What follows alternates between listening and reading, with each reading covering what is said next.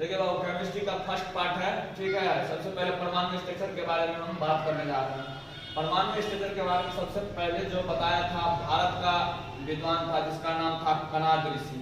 कणाद ऋषि ने पहली बार चर्चा किया था परमाणु संरचना के बारे में, बताया था परमाणु संरचना के बारे में सबसे पहले कणाद ऋषि। ये भारत का ही विद्वान था, लेकिन इसका बात जो है ना फेमस नहीं हो सका। रीजन समझिए क्यों? क्योंकि इसकी भाषा ही ना आदमी को समझ में आया। और जब किसी का भाषा में समझ में आएगा तो बताइए आदमी कैसे पढ़ेगा। हम आपको इंग्लिश में बोलने लगे, अब बिहार बोल वाला सबको समझ में थोड़े आएगा इंग्लिश, ठीक है, तो इसको तो समझ में नहीं आएगा।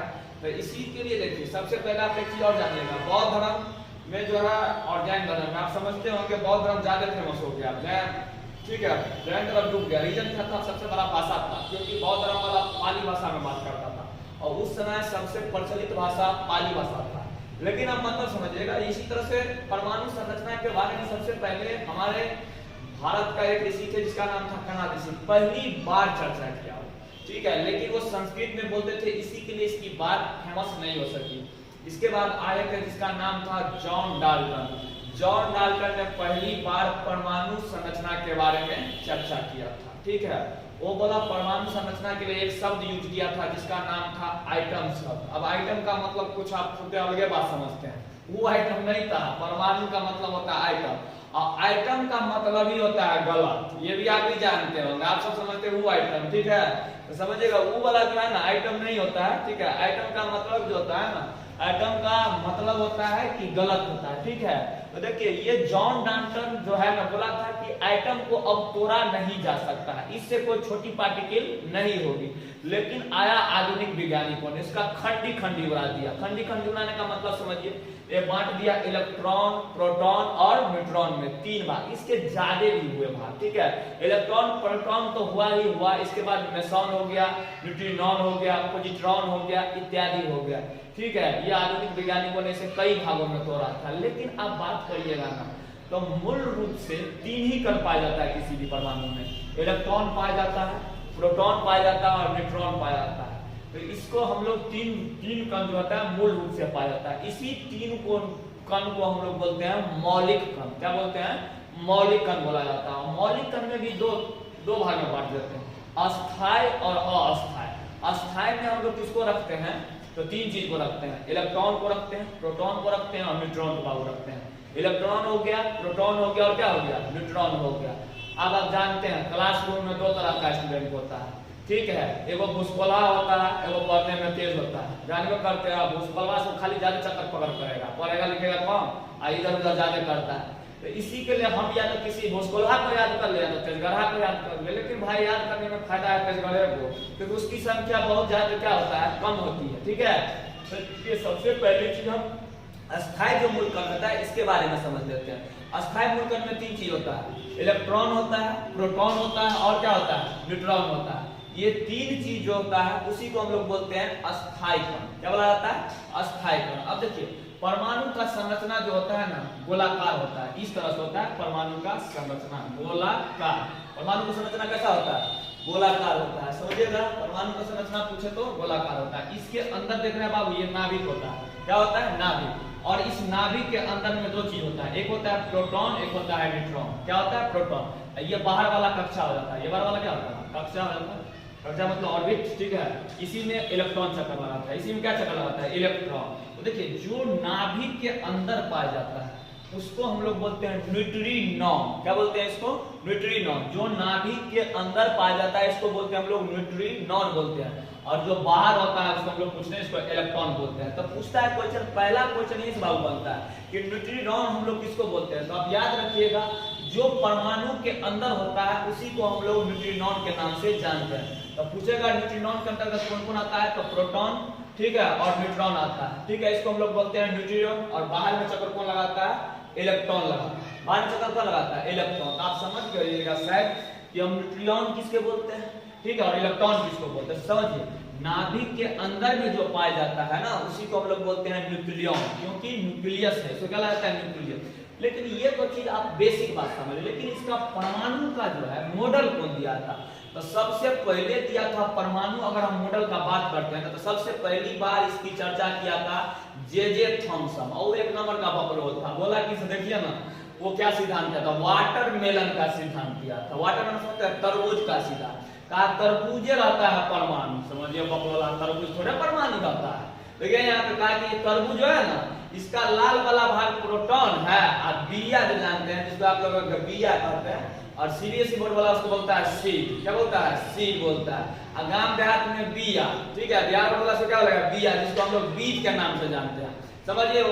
तो वो कहला है बीज जो होता है ना, बीज वो होता है इलेक्ट्रॉन, और लाल वाला भाग होता है प्रोटॉन। आप बताइए खुद सोच के, उतना प्रोटॉन थोड़ा होता है, प्रोटॉन तो एक ही होता है, ठीक है। वो बोला कि ये पूरा प्रोटॉन होता है, प्रोटॉन, समझिए गधे सब। उस समय में कुछ बोल देता था, वैज्ञानिक बनाता था। आप लोग भी रहते कुछ बोल दिए वैज्ञानिक, क्योंकि पहली बार खोज हो रहा था किसी चीज का, इसी के लिए सब अपना अपना फेमस हो गया उस समय में। तो देखिए परमाणु इसका जो है अवधारणा को, जे थॉमसन की अवधारणा को काट दिया, क्योंकि वास्तविकता से भिन्न था। इसके बाद आया था रदरफोर्ड। कौन आया था?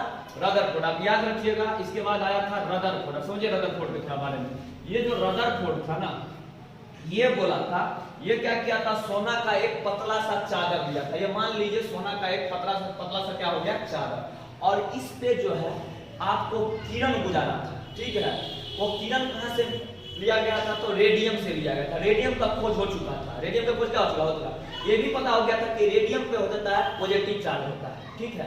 अब देखिए इससे क्या किया, रेडियम से 3 कण निकलती थी, अल्फा, बीटा और गामा। तो हमको ना बीटा से जरूरत है ना गामा से, जरूरत है हमको अल्फा से। किससे जरूरत है? अल्फा से। तो हम कौन कण लिए? अल्फा कण। और इस अल्फा कण को ये सोना का पतला सा परत पे जो है ना गुजारना चालू कर दिया।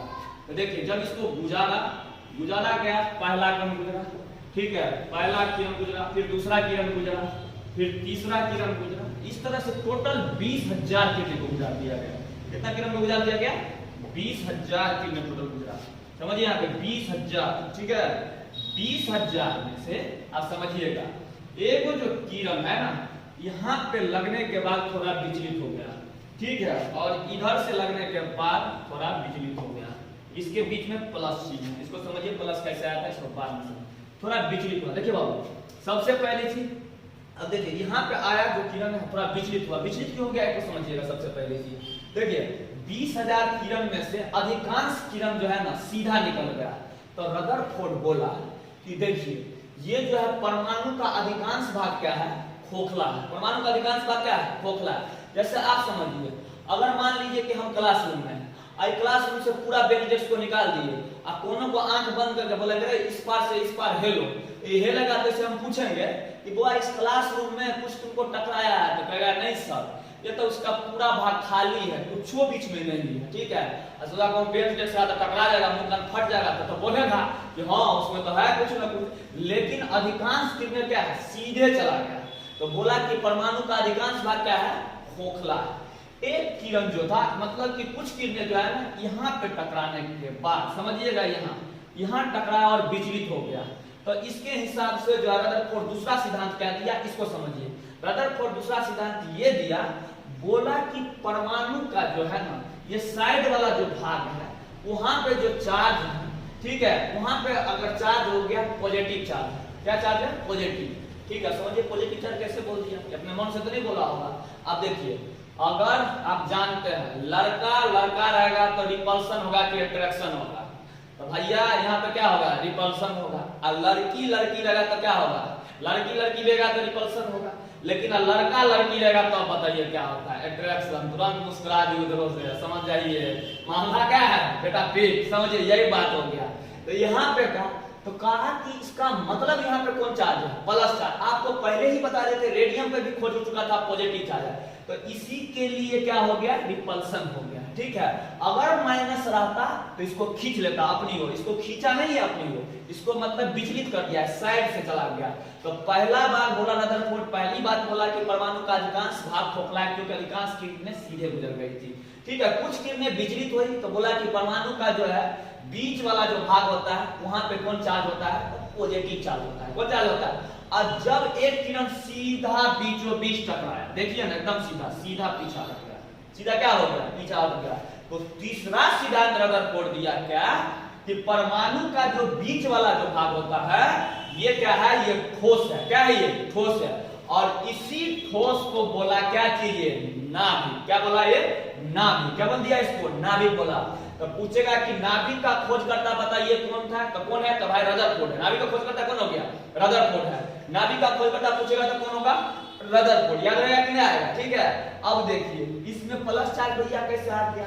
तो देखिए ना बाबू, आपको पता है रेडियम में भी प्लस चार्ज है, और यहाँ पे हम कैसे प्लस चार्ज, अगर यहाँ पे माइनस रहता तो ये इसको खींच लेता है, ये पीछे की ओर नहीं हटता, इसमें खींचा जाता है। ठीक है, क्योंकि प्लस और माइनस अट्रैक्शन होगा। प्लस माइनस क्या होगा? अट्रैक्शन होता है। जैसे लड़का एक लड़की रहता है तो देखता है ना, अट्रैक्शन होता है। लड़का लड़का को देख के करता है, अट्रैक्शन हो गया।